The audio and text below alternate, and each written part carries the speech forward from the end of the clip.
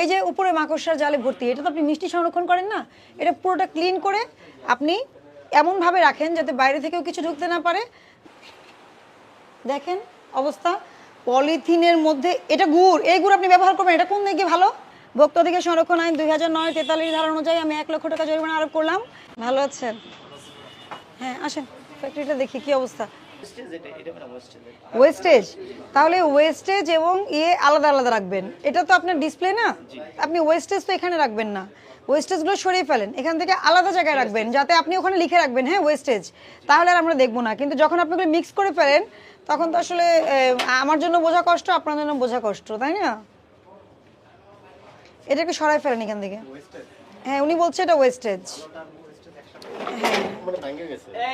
এগুলো সরান, এগুলো এই কে আছেন দিয়ে দাও। এগুলো ক্লিন রাখবেন, এদিকে আসেন, এই যে এগুলো ক্লিন রাখবেন। এত এগুলো নোংরা হয় কেন? আপনি খোলা রাখেন না এগুলো, আপনি নাই আপনার উপরে কি উপরে হ্যাঁ নিমকি ঢাকা, কিন্তু এইটা কি নেট? তো নেট তো আপনি দিয়ে রাখতে হবে, নেট তো উঠিয়ে রাখার জিনিস না। এটা তো রসের মিষ্টি, গরম না, এটা কি গরম? গরমটা রাখে একভাবে, আর এগুলো কি একটু বের করেন, কারণ আপনার জায়গা পরিষ্কার না।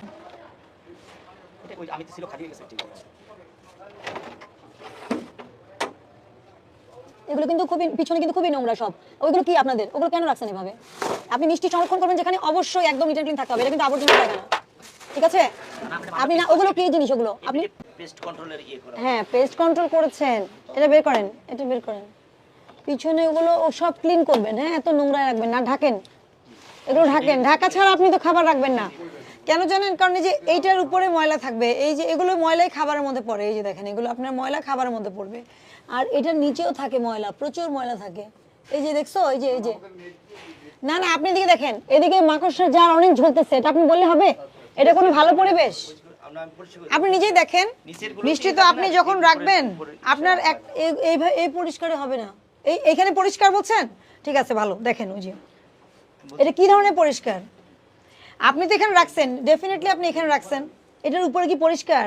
যে কোনো সময় এটার উপরে ময়লা পড়বে। এই যে উপরে মাকড়সার জালে ভর্তি, এটা তো আপনি মিষ্টি সংরক্ষণ করেন না, এটা পুরোটা ক্লিন করে আপনি এমনভাবে রাখেন যাতে বাইরে থেকেও কিছু ঢুকতে না পারে, আর আপনার ভেতর থেকেও মানে থাকে আর কি বিষয়টা এভাবে। কিন্তু এটা কিন্তু আপনার মাকড়সা দিয়ে জাল দিয়ে ভরা। আজকে কয় তারিখ? 9 তারিখ। এই স্টিকারটা কেন এখানে? এগুলো রিটার্ন? আচ্ছা রিটার্নের ডিক্লারেশন দিবেন, এইটা তো রিটার্ন না, এটা ভালো না, এটা দেখে বোঝা যাচ্ছে ভালো। আমার কথা আপনি বুঝাতে পারছি? আপনাকে অন্ধবিশ্বাসের সুযোগ নাই তো আমার, আপনি নিয়ম মেনে চলবেন, আমি ওটা দেখে যাব। আপনি যেমন ধরেন এখানে যদি আপনি রিটার্নটা রাখেন, সমস্যা না রাখতে পারেন, তখন আপনি এখানে একটা ডিক্লারেশন দেবেন যে ফেরত মিষ্টি, বিক্রয়ের জন্য নয়, ঠিক আছে? তাহলে আমরা বুঝবো যে আপনি সঠিকভাবে সংরক্ষণ করছেন। এই যে দেখেন মাকড়সার জাল যে পরে মিষ্টিতে, এটাই তার প্রমাণ, আপনি নিজেই দেখেন, আপনি নিজেই দেখেন, এটা মাকড়সার জাল, এটা আমাকে আর বোঝাইতে হবে না, আপনি বুঝেন। উনি হাত দিচ্ছে, এই এটা কি জিনিস? এদিকে আসেন, এই যে এই কতটুকু পরিষ্কার, আপনি এদিকে আসেন। এই যে আপনার অ্যাপ্রন ছানার উপরে পড়ে আছে, কি অবস্থা? আমি কি বলেছিলাম নিয়ম মেনে চলতে, নিরাপদ খাদ্য। আসেন দেখেন অ্যাপ্রন পড়ে আছে ছানার উপরে। না না আমার বোঝার তো কিছু না, এখানে বক্স পড়ে আছে। না না এটা এখানে এদিকে আসেন আপনি। এই যে এটা কেন মিষ্টির উপরে? এটা কি মিষ্টির উপরে পড়ার জিনিস? আমি কিন্তু ভালো মতো বুঝিয়ে দিয়েছিলাম ওদিন। না না আপনি তো মেনটেন করেননি।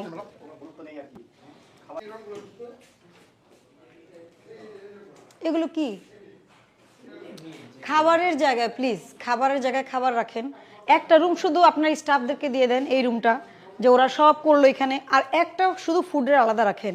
আপনি কখনোই এভাবে কন্টামিনেশন আপনি এগুলো করতে পারবেন না, তো এভাবে হবে আপনার ফ্যাক্টরি? এগুলি কি হয় এখানে, কি তৈরি করেন?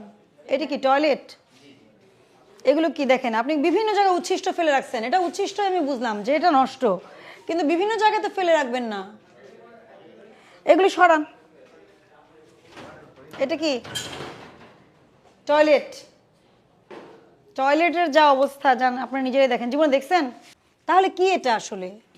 আপনার বোঝা যাচ্ছে বানানো হয়েছিল, ওটাকে আবার মানে করা হচ্ছে আবার প্রসেস করার জন্য। এই যে না, ওয়েস্টেজ আপনি কখনোই প্রোডাকশন জোনে রাখবেন না। আপনি এটা রেখেছেন, আপনি এটাকে আবার বানাচ্ছেন, এটা আবার রিউজ করবেন আপনি, বোঝাই যাচ্ছে।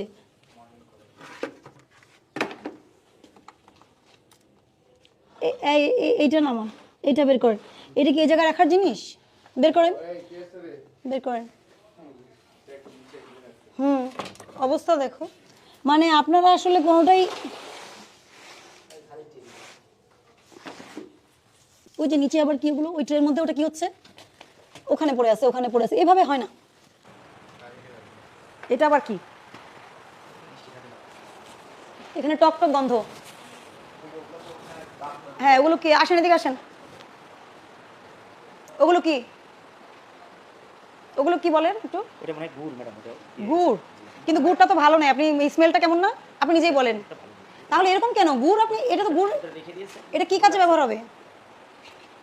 দেখেন অবস্থা, পলিথিনের মধ্যে এটা গুড়, এই গুড় আপনি ব্যবহার করবেন, এটা কোন দিকে ভালো? তাহলে পাঠাই, আমি ল্যাবে পাঠাই। নেন, আপনি যখন দাবি করছেন গুড় ভালো, এই গুড় ল্যাবে পাঠাই। বের করেন ওটা, ওটা বের করেন। আপনার এখানে কোনো খাবার আমি ঢাকা অবস্থায় পেলাম না। এই যে এটা, এটা অবশ্যই পোকা, আপনি বললে হবে না।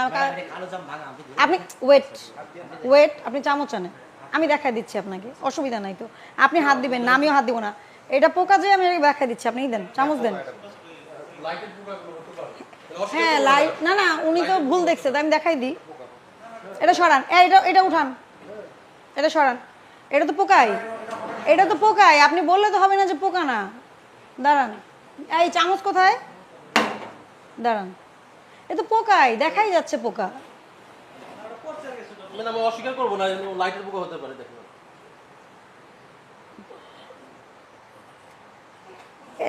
মানে একটা শিরা, ধরেন এই মিষ্টিটা একটা শিরা থাকবে, এটার মধ্যে অন্যান্য মিষ্টি মিক্স, শিরা এরকম মিক্স কেন? এটা লাল কেন এগুলো?